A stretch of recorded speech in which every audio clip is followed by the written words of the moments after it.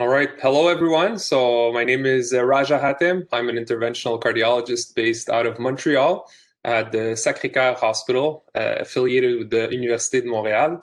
So I have specialized in CHIP and CTO in Columbia University back in 2016, 2017, and I'm back as a full interventional cardiologist, director of the CTO CHIP program since July of 2017. So it's my great pleasure and honor to have been invited by Abbott to discuss about contemporary stents in use in Canada, a review, and to sort of see, like in my practice, which types of stents I use, when do I use them, what's the different features of every stent now available on the market. And so basically I did a little review, and we'll jump right into it, and I hope you guys enjoy it. All right. So I think, any talk that has to do with stents, I always love to give ourselves a bit of perspective. So let's all remember that the first stent that was ever put in a human coronary artery was actually not that long ago. It was in 1986. It was the wall stent. It was a self-expanding metallic mesh scaffold that Dr. Sigwart and Tuel and colleagues put. Fast forward 1 year later, we had the famous Palmas Schatz bare metal stent that was first implanted, then FDA approved, then studied in the Benistent and stress trials back in 1993. These trials were landmark trials showing that compared to a balloon angioplasty, we had a diminishing of restenosis rate by 20 to 30% with the bare metal stents. Remembering as well that first Palmas Schatz was a stainless steel stent. There was only one stent length. It was 15 millimeters, and the diameter ranged from 3 to 5 millimeters. And we love to talk about stent struts, and we have to remember that first Palmas Schatz stent, the stent struts were actually 140 microns, which seems very large for today's market. If we look more towards Abbott, Abbott actually acquired a company called Guidant and the Advanced Cardiovascular Systems division that actually developed the multi-link vision bare metal stent that is still the platform being used today for the Xience stents, and that takes us back to 2003. And already then, there was a few upgrades to the bare metal stent. We had a cobalt chromium alloy tubing, and the stent struts were already getting smaller with 84 microns. Now, despite all the excitement with the coming of the bare metal stent, despite optimizing their implantation with IVUS guided studies, making the dual antiplatelet therapy better, anticoagulation in the initial studies, we still had a problem with restenosis. We had 20 to 40% of patients within 6 to 12 months that would come back with restenosis. So a lot of people around the world started thinking about how to fix that problem. And we saw the event of the anti-proliferative medications, their forefather being the sirolimus, that was first published in the New England Journal of Medicine in 2002, that was coated on a BX Velocity bare metal stent with some very nice results towards restenosis. FDA approval a year later with the coming of the Cypher, famous first drug-eluting stent on the market, and later on the coming of the Xience V-stent platform in 2008. Now, when we look at the drug-eluting stent key components, there's actually three things that matter in the construction of the stent. The first thing is the stent composition material. The second thing is the type of polymer that's been used. And the third thing is the anti-proliferative drug that's been put on the stent. So I put a little slide together here on the right to show you the contemporary stents we have on the market, where they sit, and depending on the material, the polymer, and the drug-eluted. And we're going to focus on each topic, and I actually did a literature review on each key component of the drug-eluting stent, so we'll jump right into that. The first property is the physical property of the stent. So whether the stent is stainless steel, cobalt chromium, platinum chromium, a mix of both, even nitinol. We had the whole bioresorbable stents platform as well. So all these varieties, when they were studied either against each other or against older technologies, well, when we actually look at the literature, the only thing that comes out is that metal alloys are superior to stainless steel. and that thinner struts are superior to thicker struts, and ultra-thin struts, for example, the Orsiro or the Synergy, are superior to thin struts with a numerical trend toward less stent thrombosis or MI on the mid to long term. There was actually no clinical difference in between the different alloys, whether it's cobalt, chromium, platinum, chromium, nitinol. Now, if we look at the second part of the stent components, it's the polymer. So nowadays we have what we call a durable polymer or a permanent polymer, or we have the bioresorbable polymers. So again, a lot of studies, a lot of different stents, a lot of different strategies to try to make the stents better.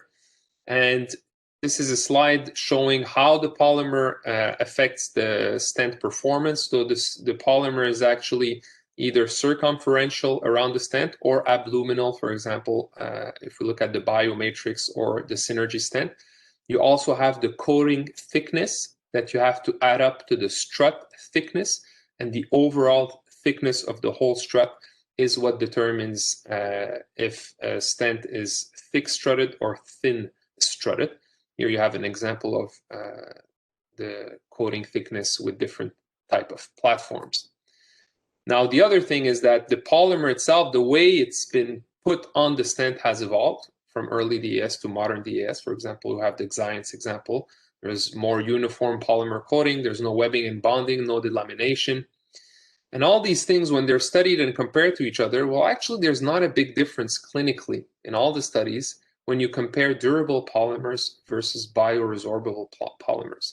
And probably that's due to the improved biocompatibility of the durable polymers that we see in current generation DES, which are very, very biocompatible. So unfortunately, even though the idea was great with the bioresorbable polymers, they did not turn out to be great differentiators in properly conducted studies.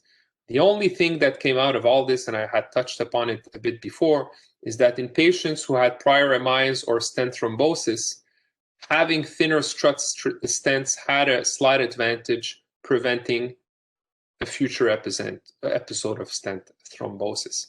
That's mainly due to the fact that the whole struts are thinner more than to the fact that it's a bioresorbable or a durable polymer. So that leaves us to the last key component of the stents, the anti-proliferative medication. So whether it's everolimus, zotarolimus, sirolimus, biolimus, there's a bunch that came out. Basically, again, when you compare the literature, when you read the studies, there's nothing that comes out that has solid, strong clinical difference between all the different platforms. So they're basically all equivalent.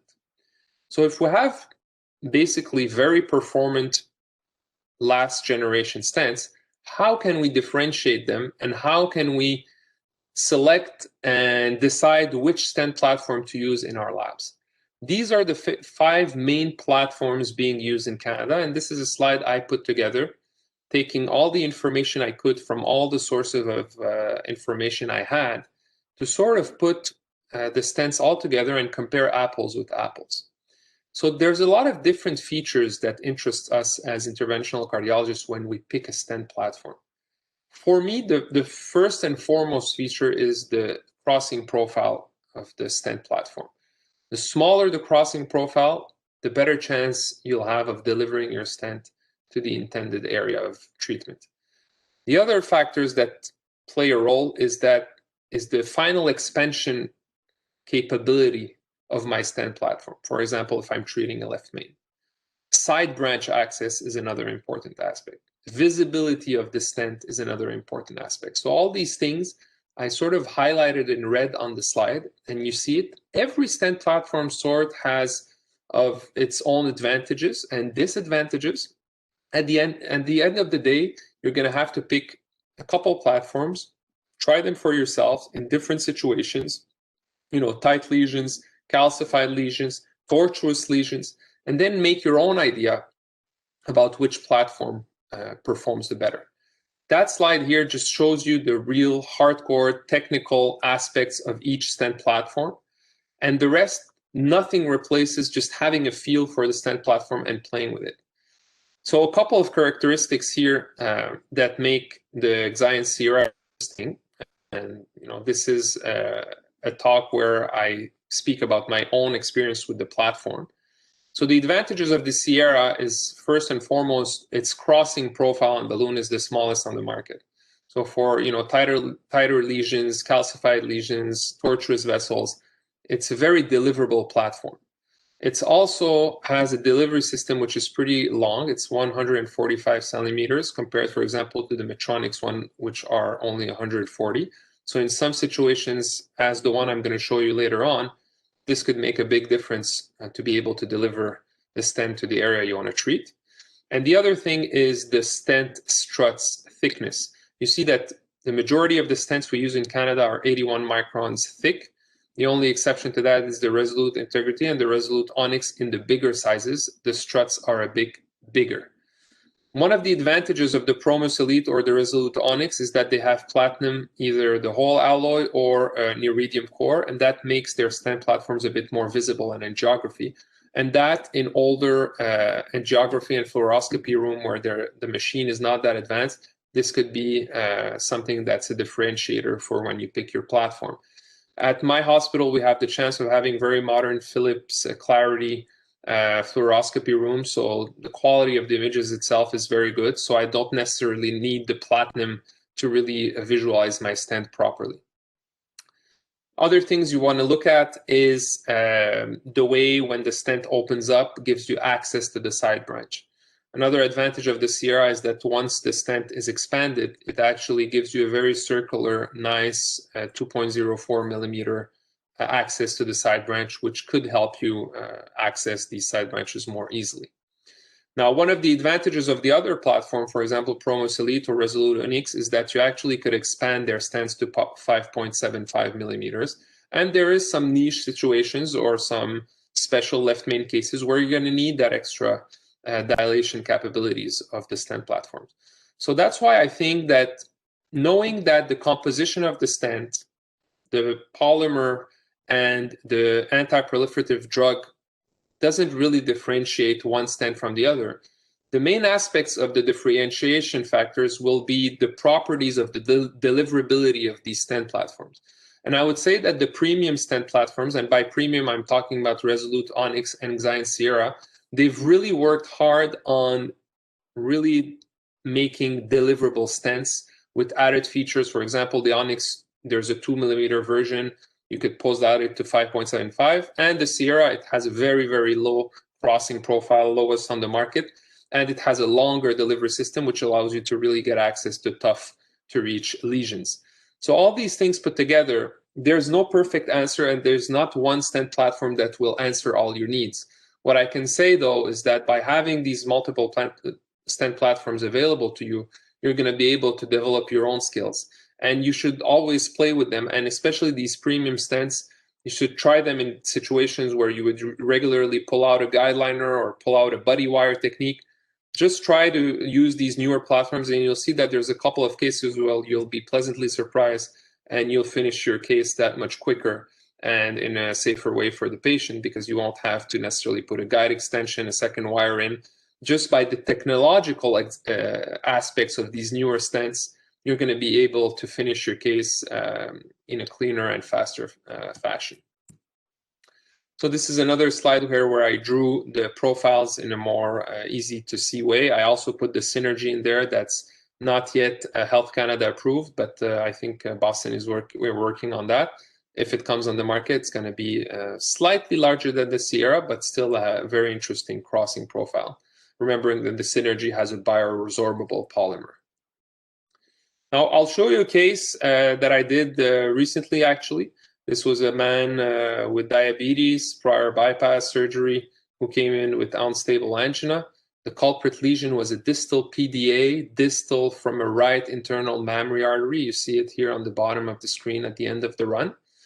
And as you see here, there's a long way to go to deliver, whether it's a balloon or a stent, to that lesion. So first aspect that comes to my mind when I see that is I'm going to need that 145 centimeter delivery system that we find either with Boston or with Abbott stents. And the other thing I'm seeing is that I'm going to have to go through a REMA. And whenever we go through a REMA, we really want to avoid damaging it or bruising it or putting too much material in it. So because we want to avoid the risk of dissecting it. So I'm trying to think, trying to do this case as easily as possible. So I did my pre-dilations, and then I took a Xion Sierra, which has a very low crossing profile. It went down there like butter, didn't have any problems, even though the smaller balloons had a tough time to reach. Once the pre-dilation was done, didn't even have to, use an older platform stent and put a guide liner maybe in or a buddy wire. Just on my single workhorse wire, put the Xion Sierra down there, and it responded beautifully. I did my case safely, and I finished the case in a very rapid fashion and safe fashion for the patient. So this is sort of an example where the Sierra plays a role in my lab. Other situations would be calcific lesions, tortuous lesions, where I want to bring the stent farther down. The lowest crossing profile in the market is a feature that's quite interesting in your everyday practice. So this is my wrap up for the stent reviews in Canada that we have in 2020. Of course, there's always new research, new stent platforms that are being used in Europe. But I would say, having reviewed the literature for now, all the stent platforms we have are pretty equivalent from a study and literature standpoint. Their main differentiators are their capabilities at being delivered to the lesion area. And if I take you back to my slide where we see all the differences, I think you're going to have to make your own ideas and your own experiences with them, but this should help you get a good start. So I hope you enjoyed, and I hope you'll give these new platforms a chance. We did at my lab, and everybody's pretty pleased, I must say. We have to say that they always come at a premium price, so it's there's no such thing as a free lunch, as we say. But I always rationalize that premium price is compensated sometimes by the economies you'll make on not using a guide extension or a second wire, or maybe damaging one or two stents before being able to deliver your stent platform. So I hope you enjoyed, and hope to see you again in person soon. Thank you.